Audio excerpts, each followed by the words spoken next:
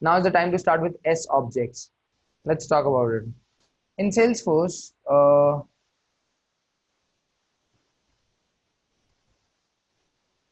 what do we call this? Object, right? What do we call this?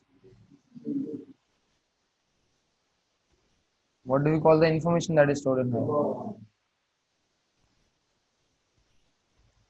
So now let's talk about what exactly S objects are. S objects basically means Salesforce objects, right? And it's a short term, S objects.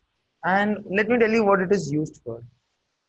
If you want to refer any record in your database or any record of any object, then you're going to use an S object, right? S object is equals to record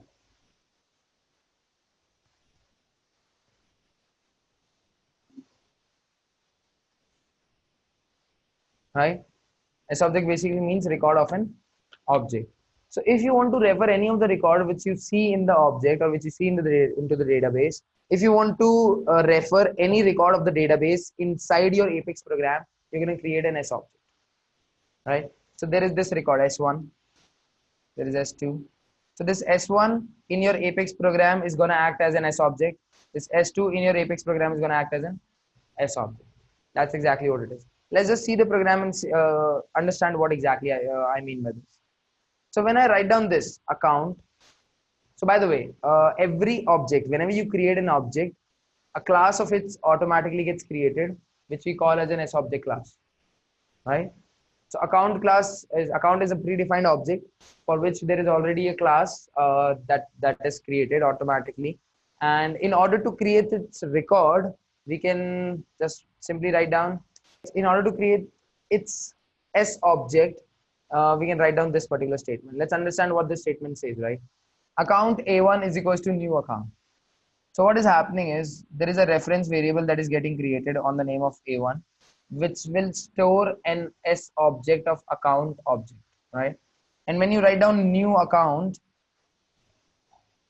a new account object gets created and it gets assigned to A1. That's all what is happening, right?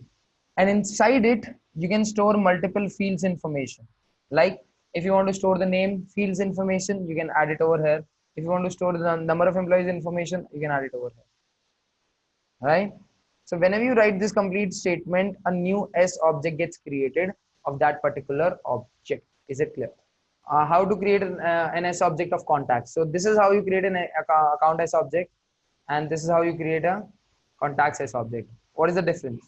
An S object gets created with this. Why? Exactly. So the name that you are writing down over here is of different S object class or different object, and hence the S object that gets created for it is different. Okay. Now let's talk about like, okay. So when I do this, there is A1 that gets created, to which like an S object gets associated, and then there is C1 reference variable, to which also an S object gets associated. And in this one, account A1 is equals to new account. I can add whatever field values I want to add, and this one I can add whatever field values I can add. Listen to me very carefully. Right?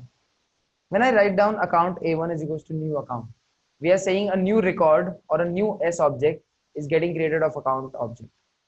So will I be able to see it in the database as well? Those say yes, raise your hands. So how to save it?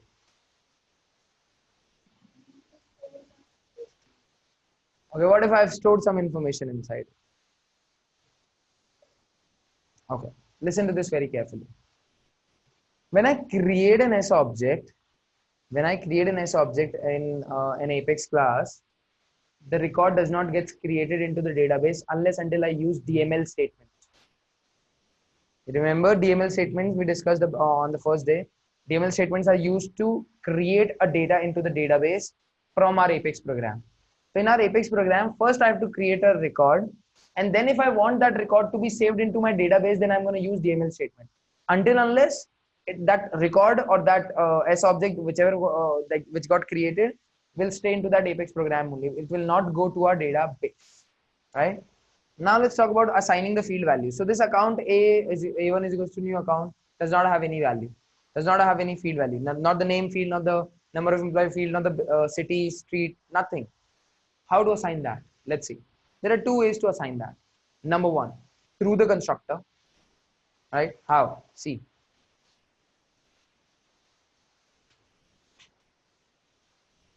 Account A2 is equals to new account, and inside the constructor's parameter or inside the constructor, what I've written down is name, which is the API name of the field whose value I want to set, and then in the string Amazon. So if I want to set another value like number of employees, I can just write it down like this, comma separated, right? So now in A2, an account S object is getting created, and in the name field, the value is Amazon, and in the number of employees field, the value is, that's it. That's how easy it is, right? Okay, so over here, let's have a look at contact one. So I'm storing 3 fields value over here. Contact C2 new contact is the same thing, but first name is equals to Mad, last name is equals to Max, and then comes languages. And this languages field is basically a custom field. And because of that, it is like underscore C is added as a suffix because that's what the API name is. And then I've added the value to it. That's it. So whenever there is a custom field, no matter which object it is, you're going to add underscore C as a suffix after the field name, or after the, or in the API name, underscore C is always there. So there are 3 things: label, field name, and then there is API name.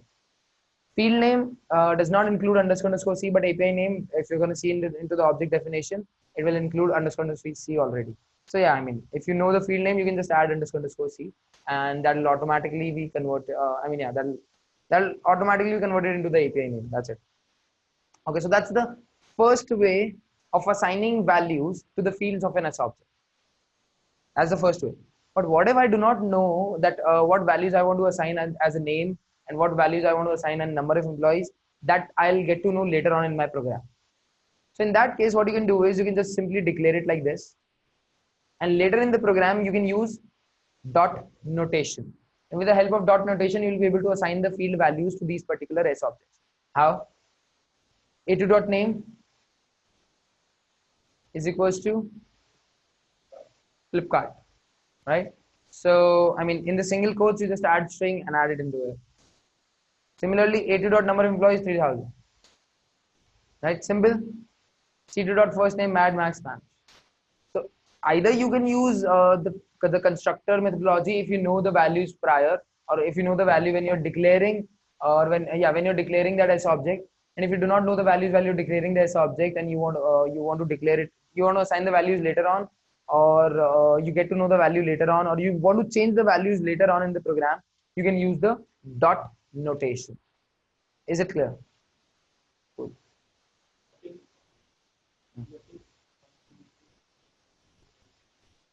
Yeah, so I mean, in that case, just declare it like this, and whatever value you're getting at runtime, just assign it like this. I mean, how you'll get the value as a parameter, or using an API. Yeah, variable, like from where? In a single method, there are only 2 ways to get the value from outside. Either you call a method, or you get value as a parameter.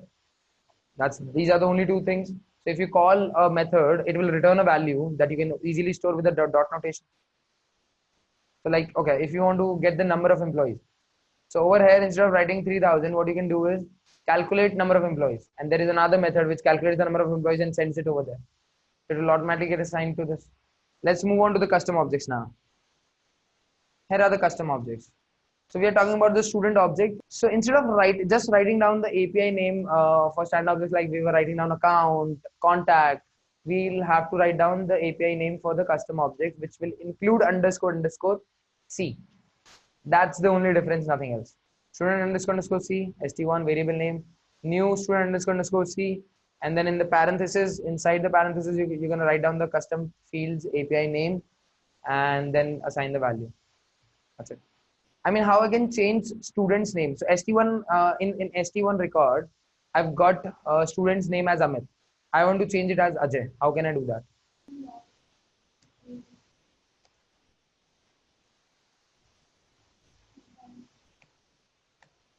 Ajay, is it correct? Sure, sure. Is it correct? It's not. Why? So you have to use the API name.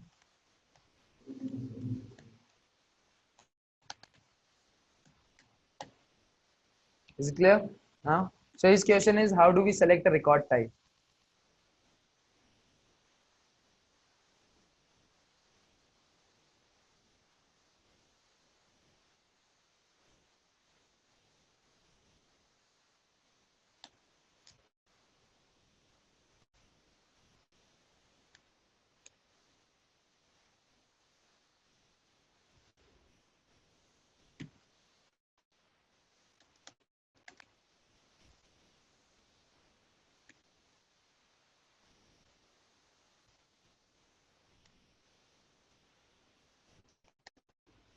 You can add the ID of record type in here, then just save it like that.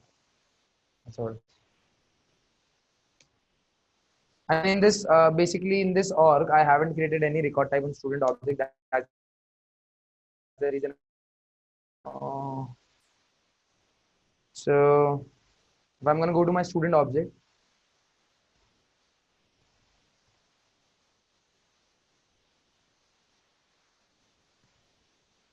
fields and relationships, is there any record type in here? No. If I'll go to record types, is there any record in here? So that's the reason it's not coming up. But if there'll be a record type, then it will come over here. I hope that makes sense. Let's go back to our program. Is it clear till now? I'm telling you, you're going to be working on to S objects for your entire development career. So if there is any problem, if there is any concern, if you're not able to understand this S object thing, then you can ask me to explain it again. Not the complete one, but if you didn't got it, I can explain it to you again from the scratch. But it's really, really very, very important to understand S objects. So let's see over here. There's a table in which there are multiple records, right? If you want to access this record into your Apex program, there is only one way you can do that, with the help of S object. And S objects are of different types. There are different S object classes based on different objects. So for account object, there is account S object class. For contact object, there is contact S object class. And for student object, there is like student S object class. So how to declare an S object? Like this: account A1 is equals to new account. Over here, this is the account S object class. This is the variable name with the help of which I'm going to identify this one, and new account, which will basically create a new S object altogether. That means a new record that can be inserted into the database. It's not yet inserted into the database, but it's created and it is assigned to A1. Now, whatever I want to do with this particular record, I can do that, or whatever I want to do with this particular S object, I can do that. Is there one S object for one object? No, you can create as many S objects for one object, because in a single object there can be multiple records. So like, let's say if there is account object, there can be 100 records, there can be 100 accounts, there can be 1,000 accounts. So for those 1,000 accounts, we can have 1,000 S objects. That's what it is. So what you're asking me is, like, I mean, records of an S object. It's not like that. It means for each record, one S object. Exactly. Yes. For each record, there'll be one S object. Let's move on. Okay. So there comes some situation in your life in which you do not know what you're going to use this bottle for. Like, either you're going to store your juice, your protein shake, or even the water, or even sometimes your like, I mean, yeah, even sometimes in summers your mom can put charge into it, right? That happens. buttermilk. So in this situation, we do not know what type of what type of information or what type of thing I'm going to store in this particular bottle. This happens, yes or no? So what do we do is we do not go to the shop and ask for like in this situation, we do not go to the shop and ask for a bottle just for water. We do not go to the shop and ask for a water bottle just for the protein shake, right? We use a multi-purpose bottle for that, in which I can have a shaker as well, in which I can store whatever I want to store, right? So that how happens in programming languages as well. You do not know what type of S object will be created in down the line in the program. It can be an account, it can be contact, it can be student, anything. But you still need to declare the variable, right, with a particular data type. So what if I declare the variable like account A1, and then later on in the program there is new contact which is assigned to it?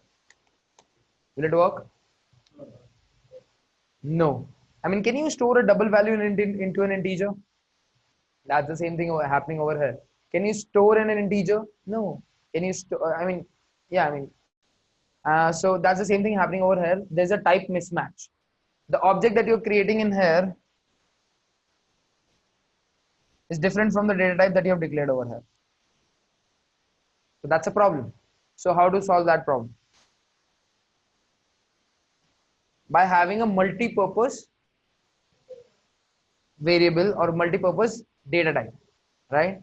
So when it comes to S objects, there is a multi-purpose data type that we can use, inside which we can store any type of S object, right? So instead of doing this, what I can do is I can create S object S1, and then later in the program, if I want to store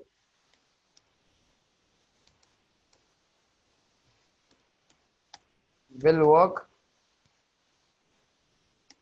will not at all work. If I want to store this, S1 is equals to new contact, will work.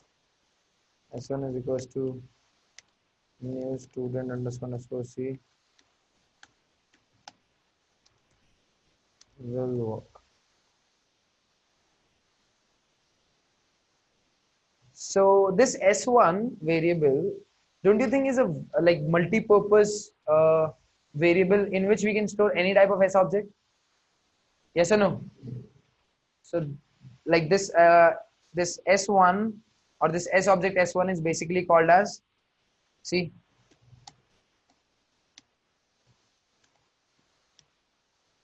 generic S objects, right? In which you can store any type of S object.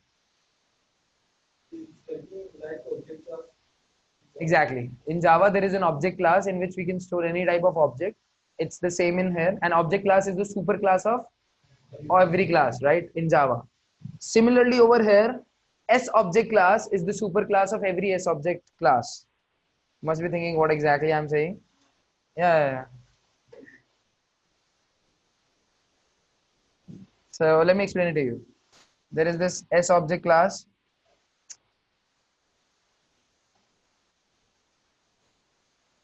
Right? Below which there are multiple classes like account, contact, and this student, like this, right?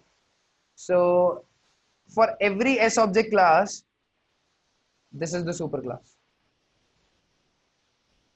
And hence, with the help of this, we are able to, point to, or we are able to store any S object into this generic S object class or generic S objects class variable. We cannot store primitive data types into it. Like if you'll try to store S object S1 is equals to 1, 2, 3, it will not work. I hope it is clear to everyone.